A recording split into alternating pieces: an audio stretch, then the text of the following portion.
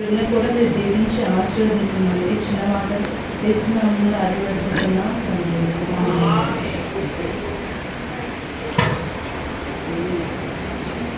ఏడు మాటల్లో నాకు ఇచ్చిన మాట రెండవ మాట లూకా సువార్త 23వ అధ్యాయం 43వ వచనం. అదైనా చదవాలి.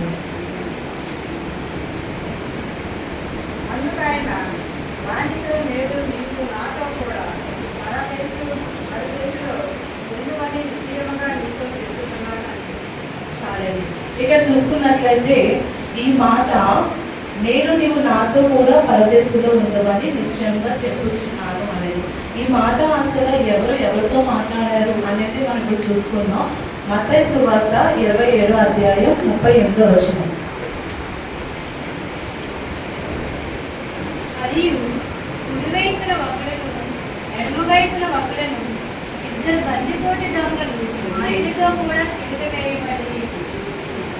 చాలండి, ఇక్కడ యేసు ప్రభువుకి సిలువ వేస్తున్నారు అందరికీ తెలుసు. ఇటుపక్క ఒక దంగ అటుపక్క ఒక దంగ కూడా మొత్తం ముగ్గురు కూడా సిలువ మీద ఉన్నారు. అయితే యేసు ప్రభు కాకుండా పక్కన ఉన్న ఇద్దరు దొంగలకు అయితే ఆ శిక్ష న్యాయం. ఎందుకంటే వాళ్ళు ఎన్నో హత్యలు చేశారు. వాళ్ళు బందిపోటు దొంగలు అని కూడా మనకి పరిశుద్ధ గ్రంథంలో రాయబడి ఉన్నది. వాళ్ళకి ఆ శిక్ష సబబే, న్యాయమే. కానీ ఏ పాపము చేయని ప్రభు మాత్రం అక్కడ శిక్ష వేశారు. అక్కడ ఆ సమయంలో అలా జరగడానికి కారణం కూడా ప్రవచన పూర్వకంగా జరిగింది. ఎందుకంటే యేసు ప్రభు ఏ పాపము చేయలేదు, ఆయనను అక్కడ ఆయనకి శిక్ష వేశారనమాట.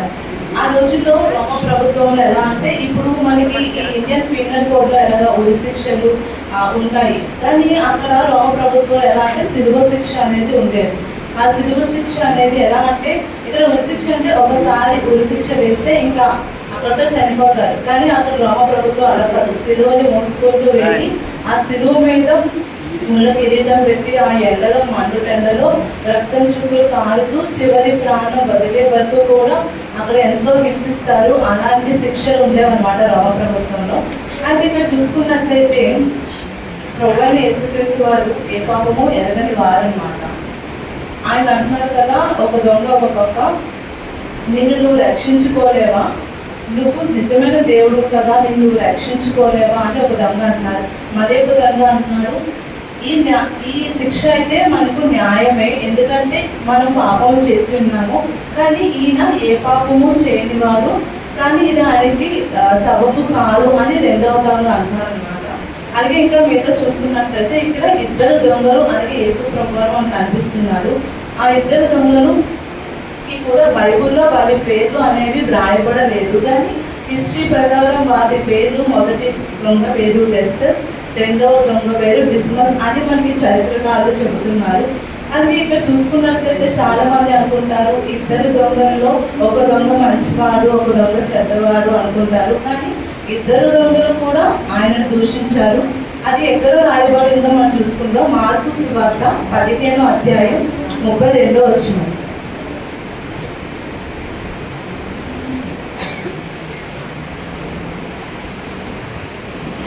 రాజు క్రీస్తు ఇప్పుడు పులుగు మీద నుండి దిగి రావచ్చు, అప్పుడు మనం చూసి నమ్ముదామని ఒకరితో ఒకరు చెప్పుకున్నది. ఆయనతో కూడా సిలువ వేయబడిన వారు ఆయనను నిందించింది. చాలండి, ఇక్కడ చూసారు కదండి, ఇద్దరు దొంగలు కూడా ఆయన నిందించారు. ఒకరే కాదు, ఇద్దరు ఆయన దూషించారు. కానీ చివరి ఆఖరి క్షణాల్లో రెండవ దొంగ మారు మనసు అనేది పొందారు.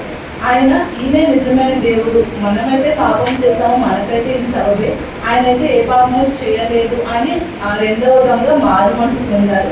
మొదటి దొంగ అయితే పాపంలోనే చనిపోయాడు అనమాట. రెండవ దొంగ పాపానికి చనిపోయారు. కానీ మన యేసు ప్రభు మన కోసం, మనం చేసే పాపాల కోసం ఆయన శిలువ శిక్ష అనుభవించారనమాట.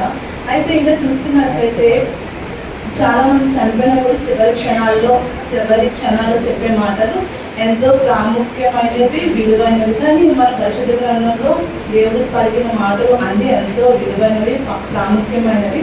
అయితే చివరి క్షణాలు యేసు ప్రభు చనిపోయే ముందు పలికిన 7 మాటలు ఎంతో అమూల్యమైనవి, విలువైనవి. ఆ 7 మాటల్లో మనం చాలా జ్ఞాపకం చేసుకోవాలన్నమాట. అయితే ఈ రెండవ దొంగ ఎలా పశ్చాత్తపడ్డారు, అసలు దేవుని ఎలా తెలుసుకున్నారు? మొదటిగా అసలు ఎప్పుడూ ఆయన చూడలేదు, ఆయన ఎప్పుడు దేవుడి సన్నిధికి వెళ్ళలేదు, ఎలాంటి మీటింగ్లకు వెళ్ళలేదు, ఆయన క్రిస్మస్ ఆరాధనలు అనేవి తెలియదు.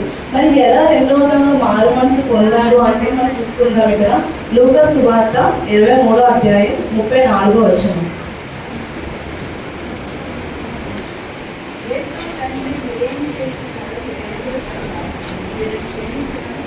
చాలండి, ఇది ఆల్రెడీ మనం మొదటి మాటగా మనం చదువుకున్నాం. తండ్రి వీరేమి చేయుచున్నారో వీరు ఎరుగరు కనుక వీరిని క్షమించమని చెప్పాను అని మన వాక్యం చదివిస్తుంది. అయితే అక్కడ ఎంతో మంది ప్రజలు ఆయన దూషిస్తున్నారు, నిందిస్తున్నారు, హేళన చేస్తున్నారు, ఆ శిలువ శిక్షను ప్రభువు అనుభవిస్తున్నారు. ఇన్ని జరుగుతున్నా కూడా ప్రభువు మాట్లాడే మాట ఒకటి, తండ్రి వీరేమి చేయుచున్నారో వీరు ఎరుగరు కనుక వీరిని క్షమించాలి. అట్లాంటి హృదయము మనస్తత్వము ఈ రోజుల్లో మనకు ఉందా అని మనం పరీక్షించుకున్నాం. చిన్న మాట అంటేనే ఊరుకోలేని పరిస్థితులు, ప్రజలు, మనసులు కూడా ఉన్నాయి. అలాంటిది తండ్రి ఎంతో ఆ మండుటెండలో పయనించే ఆకాశం మండుటెండలో మొత్తం ఒళ్ళంత రక్తపు చుక్కలతోటి అనుభవిస్తున్నప్పుడు కూడా ఆయన అంటున్నారు కదా, తండ్రి మీరు ఏం చేస్తున్నారు వీరు ఎరగనంటారు. అంటే ఈ మాట అన్నారంటే నిజంగా ఆయన ప్రభువే మన కోసం శిలువలో ప్రాణం పెట్టారు అని రెండవ విధంగా విశ్వసించాడు, నమ్మాడు. కాబట్టి అప్పుడు ఆ క్షణంలో ఆయన రక్షణ పొందారనమాట. ఇక్కడ చూసుకున్నట్లయితే ఆ మాట చెప్పగానే తండ్రి మీరు ఏం చేస్తున్నారో మీరు ఎదురున్నారనే మాట చెప్పగానే దొంగలో మార్పు అనేది వచ్చింది. ఆయన బండ హృదయం అనేది కలిగింది. ఆయన దేవుడికి భయపడతాను అనమాట. అందుకే మొదటి దొంగలు అంటున్నాడు కదా, ఇదైతే మనకి సబబే, మనం శిక్ష అనుభవించవచ్చు, కానీ ఈయనైతే ఏ పాపము చేయలేదు, మరి ఆయనకు భయపడవా నువ్వు అని రెండవ దొంగ అంటే ఇంక మొదటి దొంగ ఏం మాట్లాడలేకపోయాడు. ఎందుకంటే ఆయన ఎంతో పాపము నేరము చేసిన ఇద్దరు పాపం చేశారు, కానీ చివరి క్షణాల్లో ఈయన దేవుడు అని రెండవ దొంగ తెలుసుకున్నారు అనమాట. అందుకే అంటారు కదా, నీవు ఈ శిక్షా విధిలో ఉన్నావు కనుక ఈ శ్రమలు అనేవి మనకి సరి అయినవే అని రెండవ దొంగ అంటున్నారు. అయితే ఇక్కడ రెండవ దొంగ దేవుణ్ణి తెలుసుకున్నాడు, మారు మనసు పొందాడు, రక్షణ తీసుకున్నాడు అనమాట. దేవుని మీద భయభక్తులు కలిగి ఉన్నాడు, దేవుణ్ణి తెలుసుకొని జ్ఞానాన్ని కలిగి ఉన్నాడు అనమాట. ఇక్కడ చూసుకున్నట్లయితే ఒకసారి యెషయా 45:22 వచ్చింది.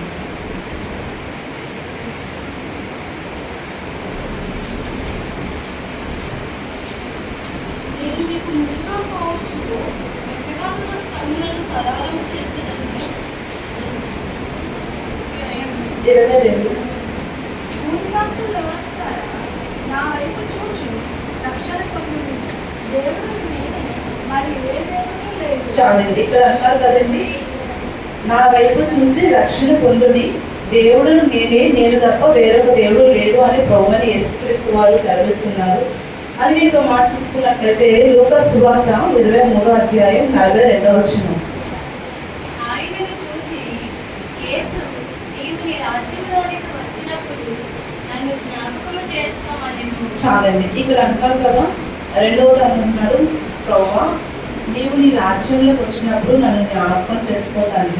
అంటే ఇక్కడ మనం రెండో మాటలు తెలుసుకోవాల్సింది, లేదా జ్ఞానించాల్సిన విషయం ఏంటంటే ఇక్కడ రక్షణ మారు మనసు అనమాట. రెండవగా ఎలా అయితే అన్ని పాపాలు చేసి ఎన్నో హత్యలు చేసిన వ్యక్తి కూడా చివరి క్షణంలో ఆయన ప్రభువైన యేసుక్రీస్తు నమ్మాడు, రక్షణ పొందాడు, మారు మనసు పొందాడు. కాబట్టి అంటున్నాడు కదా, నీవు నీ రాజ్యంలోకి వచ్చినప్పుడు నన్ను జ్ఞాపకం చేసుకోకపోవా అన్నాడు.